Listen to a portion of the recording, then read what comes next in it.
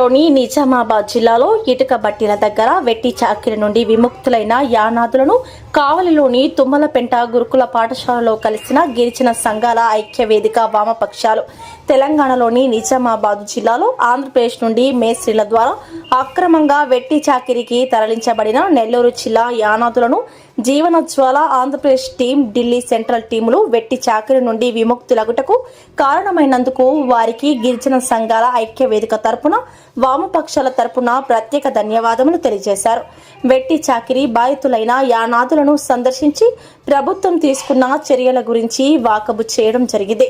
ఈ కార్యక్రమంలో గిరిజన సంఘాల నాయకులు, గిరిజన సంఘమునకు చెందిన దినారి ప్రభాకర్, గిరిజన సంఘాల ఐక్య వేదిక రాష్ట్ర convener BL Shekar, Yanadi Mahanadu all India Indla Ravi, Yanadi సంఘాల మహాకూటమి అధ్యక్షులు బాపట్ల వెంకటపతి, డివిఎంసి మెంబర్ బాపట్ల సత్యవతి, నెల్లూరు జిల్లా నాయకులు మల్లికార్జున, సిపిఐ సిపిఎం నాయకులు పాల్గొన్నారు.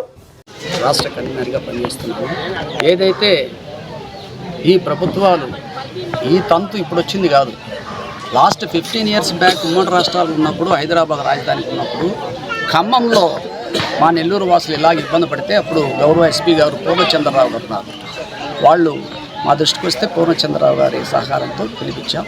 అయితే అప్పటి నుంచి ఇప్పటి వరకు కూడా అనేక సంక్షేమ పథకాలు కేంద్ర రాష్ట్ర ప్రభుత్వాలు ప్రవేశపెట్టినా అవి గిరిజనులకి, ఎస్పెషలీ అనాథులకి అందని ద్రాక్షలానే ఉన్నాయి, కానీ క్షేత్రత స్థాయిలో అందేటువంటి పరిస్థితి లేదు.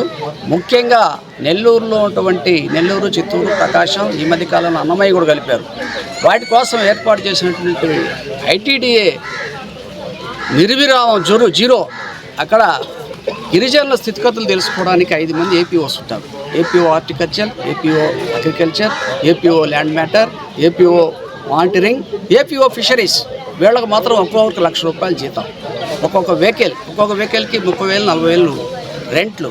వీళ్ళు మాత్రం ఆఫీసు ఏసీ గదుల నుంచి బయటకు రారు. మరి ఎలా సాధ్యపడద్ది? మరి ఎలా గిరిజనులు అనాథలు డెవలప్ అవుతారు? ఈరోజు మనం చూసాం, ఎవరో ఒక ఎన్జిఓ, అతను కూడా ఒక ఎస్టీ కాబట్టి అతను స్పందించి అతని శక్తి చాలక కేంద్రం నుంచి టీవీని పిలిపించి వీళ్ళందరినీ పిలిపించుకోవాల్సి వచ్చింది. అయితే మాకున్న ఇంటిమేషన్ ప్రకారం ఆదిలాబాద్ కలెక్టర్ గారు, ఆదిలాబాద్ జిల్లా జడ్జి గారు నెల్లూరు కలెక్టర్ గారికి, నెల్లూరు జడ్జి గారికి ఇన్ఫర్మేషన్ ఇచ్చి నెల్లూరులో అసలు ఈ కార్యక్రమం పెట్టమన్నారు. మరి ఇక్కడ కావాలి ఎందుకు పెట్టాల్సి వచ్చింది?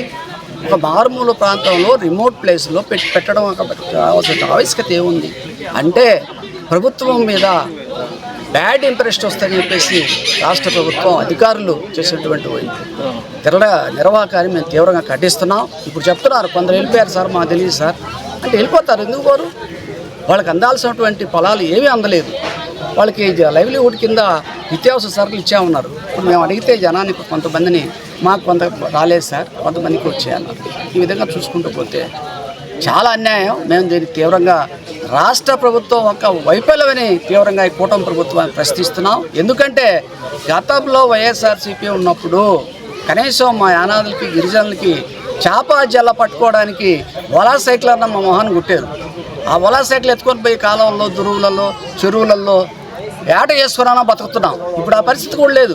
మరి కేటాయించేటువంటి బడ్జెట్ ఎవరి కోసం కేటాయిస్తున్నారు, దేనికోసం కేటాయిస్తున్నారు, యానాదులకు మీరు ఏం చేస్తారని స్పెసిఫిక్గా నేను అడుగుతున్నా. ఈ ప్రభుత్వం, కూటమి ప్రభుత్వం సమాధానం చెప్పాలి.